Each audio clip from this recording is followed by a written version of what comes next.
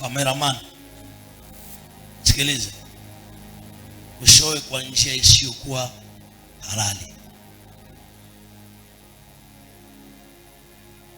Narudi ndani, usioe mwanamke kwa njia isiyokuwa halali.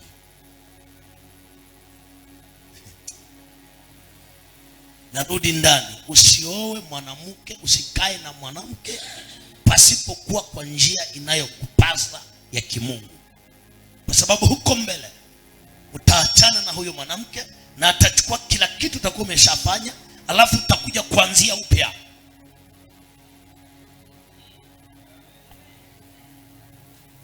Tena huyo mwanamke, huyo msichana, wewe ndo mrefu, yeye amefika hapa.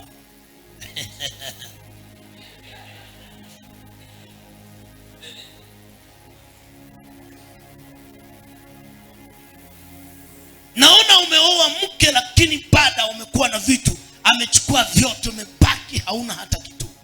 Bwana ameniambia usichukue mwanamke kwa njia isiyokuwa ya kimungu. Maana kuna kifungo cha familia, kuna madhabahu ya familia inayotaka usiendelee katika maisha. Maana ninaona kuna mti ambao mti una matunda, na nikaona wewe ndo unakaa chini ya hii mti. Bwana akaniambia kwamba wewe ndo unataka, Mungu anataka kupitia wewe ndo usaidie familia yenu, kwa sababu familia yenu hakuna hata kitu. Uongo.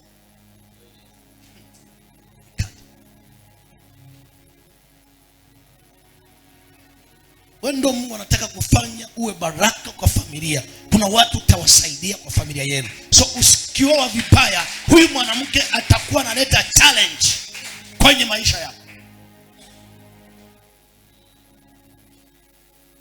Asante Mungu. Ninaona kuna nyota kubwa. Na hata kama unakaa katika mji ya Nairobi, hautaishi Nairobi. Wewe hautaeneza miaka sijui 90 kama makombie sijui ya 40 na uko hapa. Ninaona unaondoka Kenya. Andika, na hivyo vitu ndo vitu viko kwa roho yako. Unakaa hapa lakini unatafuta njia, ukipata njia unaweza kutoka. Uongo ukweli? Yes. Watoto wetu wote hakuna mwenye ako Kenya. Wengine wote wako nje nje. Mimi nimeona umeondoka Kenya.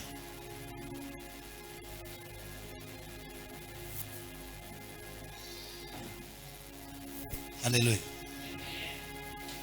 Paulo nyoka ikamshikilia mkono.